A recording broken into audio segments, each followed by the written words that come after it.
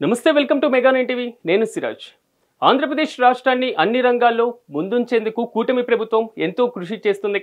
ముఖ్యంగా ముఖ్యమంత్రి చంద్రబాబు నాయుడు, ఉప ముఖ్యమంత్రి పవన్ కళ్యాణ్లు ఒక్కొక్క రంగాన్ని అభివృద్ధి చేస్తున్నటువంటి తీరు ఇతర రాష్ట్రాలకు ఆదర్శంగా నిలుస్తుంది.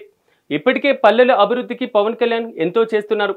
శతాబ్దాల నుంచి రోడ్లు లేని గిరిజన ప్రాంతాలకు కూడా ఆయన రోడ్లు వేయిస్తున్నారు. దీంతో ఆయన నిజంగా ప్రజల కోసమే అధికారం కావాలనుకుంటున్నారని చాలా స్పష్టంగా అర్థమవుతుంది.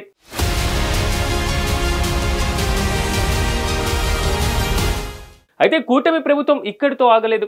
దేవాదాయ శాఖకు కూడా అభివృద్ధి పదంలో ముందుకు నడిపిస్తున్నారు.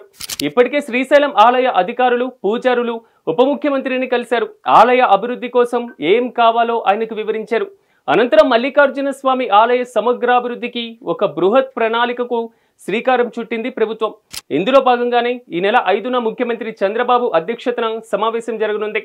ఈ సమావేశంలో ఉప ముఖ్యమంత్రి పవన్ కళ్యాణ్, దేవాదాయ శాఖ మంత్రి ఆనం రామనారాయణ రెడ్డి, దేవాదాయ శాఖ, అటవీ శాఖ ఉన్నతాధికారులు పాల్గొంటారు.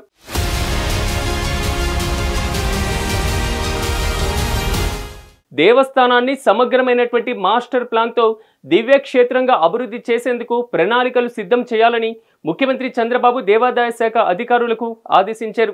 ఏటా లక్షల సంఖ్యలో భక్తులు వస్తున్న వారికి మెరుగైనటువంటి సౌకర్యాలు కల్పించే ప్రణాళికలపైన దేవాదాయ, అటవీ శాఖ అధికారులతో ముఖ్యమంత్రి చర్చించనున్నారు. తిరుమల తరహాలో శ్రీశైల క్షేత్రాన్ని అభివృద్ధి చేసేలా కార్యాచరణ చేపట్టాలని చంద్రబాబు సూచించారు. మహారాష్ట్ర, కర్ణాటక, తెలంగాణ సహా దేశవ్యాప్తంగా వేర్వేరు రాష్ట్రాల నుంచి పెద్ద ఎత్తున భక్తులు ఈ క్షేత్రానికి వస్తున్న నేపథ్యంలో రద్దీకి తగ్గట్లుగా వారికి సౌకర్యాలు కల్పించాల్సి ఉందని అన్నారు. అటవీ ప్రాంతంలో ఉన్నటువంటి శబరిమల లాంటి దేవాలయాల్లో భక్తులకు కల్పిస్తున్నటువంటి సౌకర్యాలను అధ్యయనం చేసి శ్రీశైల క్షేత్రాన్ని అభివృద్ధి చేద్దామని ఉప ముఖ్యమంత్రి పవన్ కళ్యాణ్ సూచించారు. దేవాలయ అభివృద్ధి కోసం 2000 హెక్టార్ల అటవీ భూమిని దేవాదాయ శాఖకు కేటాయించేలా కేంద్ర అటవీ మంత్రిత్వ శాఖకు విజ్ఞప్తి కూడా చేశారు.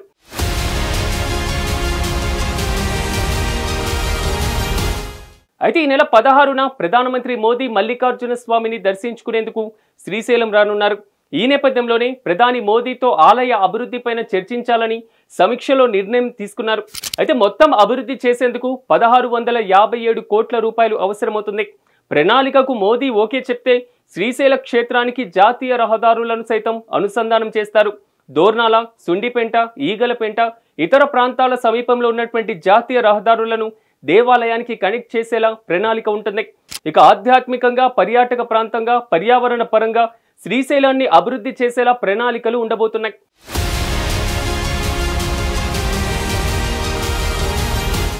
భక్తుల సంఖ్య ఏటేటా పెరుగుతున్న కారణంగా ఆలయ సమగ్ర అభివృద్ధికి సత్వర చర్యలు అవసరమని ప్రభుత్వం భావిస్తుంది. ఇతర రాష్ట్రాల నుంచి పెద్ద ఎత్తున భక్తులు వస్తున్న నేపథ్యంలో సౌకర్యాలను విస్తరించాల్సినటువంటి అవసరం కూడా ఉంది. ఒక్క శ్రీశైలంలోనే కాకుండా రాష్ట్రంలో ఉన్నటువంటి ఆలయాల పరిసర ప్రాంతాల్లో ఉన్న అటవీ ప్రాంతాలను కూడా రాష్ట్ర ప్రభుత్వం సంరక్షిస్తుంది. పచ్చదనం పెంపు, అటవీ ప్రాంతాల అభివృద్ధిపైన ఇప్పటికే కార్యాచరణను కూడా అమలు చేస్తుంది ప్రభుత్వం. ఆలయ అభివృద్ధితో పాటుగా పర్యావరణ పరిరక్షణకు కూడా సమాన స్థాయిలో చర్యలు తీసుకోబోతున్నారు. ఇది సక్సెస్ అయితే మాత్రం ఆంధ్రప్రదేశ్లో శ్రీశైలం రెండో తిరుమల కావడం ఖాయమని చెప్పాలి.